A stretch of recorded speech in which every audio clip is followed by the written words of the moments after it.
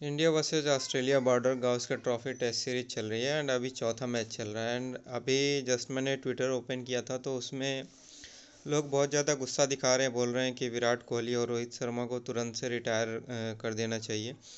And कुछ वो meme भी एक शेयर कर रहे हैं जिसमें वो इंग्लैंड का क्रिकेट फ़ैन जो है कि वो जो कि इंडिया क्रिकेट टीम को बहुत सपोर्ट करता है तो उसको बाहर निकालते हुए दिखा रहे हैं।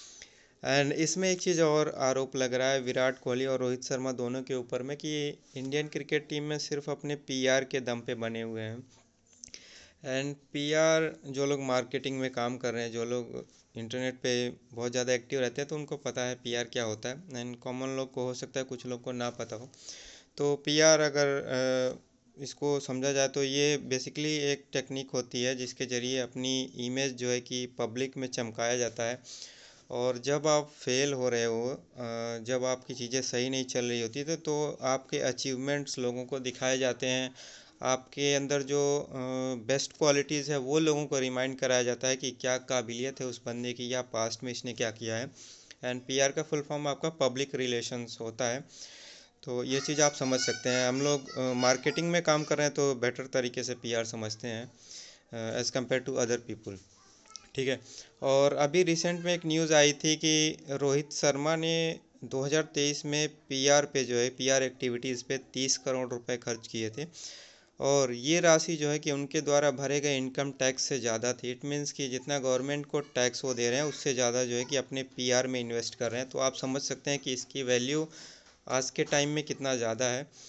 और रोहित हो, विराट कोहली हो या फिर एम एस धोनी हो, तीनों आप लोग को पता है कि इंडिया के मोस्ट जो है कि हाईएस्ट अर्न करने वाले जो क्रिकेटर्स हैं। और काफ़ी ज़्यादा पैसा ये लोग एंडोर्समेंट से भी कमाते हैं, क्रिकेट खेल के भी कमाते हैं। एंड इनका खुद का भी अलग अलग जो है कि बिजनेसेस में इन्वेस्टमेंट होता है। एंड विराट कोहली ने भी काफ़ी सारे स्टार्टअप में इन्वेस्ट किया हुआ है एंड खुद का भी इन लोग का बिजनेस काफ़ी सारा होता है। तो आप समझ सकते हैं कि टोटल इन लोग की कमाई अच्छी खासी हो सकती है।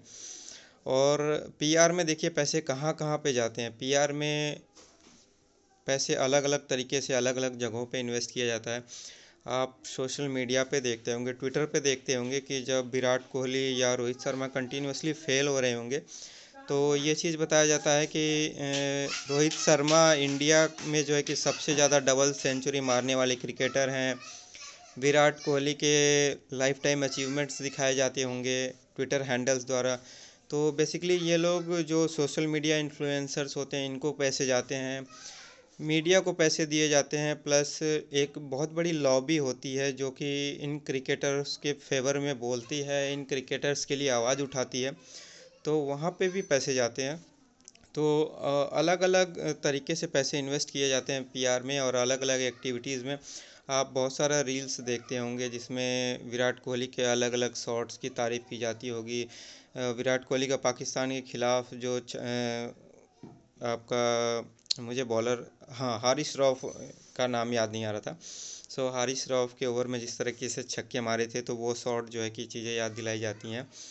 तो ये सब पीआर की ही एक्टिविटीज़ होती हैं। यहाँ पे इंस्टाग्राम कंटेंट क्रिएटर्स को, ट्विटर पे जो लोग इन्फ्लुएंसर्स हैं उनको पैसे दिए जाते हैं। फिर मीडिया को भी पैसे दिए जाते हैं कि ये चीज़ें बताओ कि इन्होंने क्या क्या चीज़ें किया है। तो आप बड़े बड़े न्यूज़ चैनल्स में, बड़े बड़े मीडिया हाउसेस में इनके सपोर्ट में आर्टिकल्स दिखते हैं। तो ये सब पीआर की ही एक्टिविटीज़ होती हैं। प्लस अगर आप देखेंगे तो विराट कोहली दिल्ली से आते हैं और रोहित शर्मा मुंबई से आते हैं। तो दिल्ली और मुंबई के जो क्रिकेटर्स होते हैं, एक्स क्रिकेटर्स होते हैं, उनकी लॉबी बहुत तगड़ी होती है। तो वहाँ पे सोचो अगर आप पैसे वहाँ पे इन्वेस्ट करते हैं तो कितना ज़्यादा सपोर्ट मिलता है वहाँ पे लोगों को। और आप देख रहे हैं कि विराट कोहली, रोहित शर्मा और केएल राहुल, ये तीनों लोगों का परफॉर्मेंस कुछ टाइम से जो है कि अच्छा नहीं चल रहा है। कभी कभार इन्होंने बहुत अच्छा परफॉर्म किया है। रोहित शर्मा का अभी रिसेंट में न्यूज़ आया था कि 2024 में टेस्ट में 10 बार जो है कि वो दहाई से कम के आंकड़े पे आउट हुए हैं। इट मीन्स कि मतलब उनके बल्ले से रन नहीं आए हैं।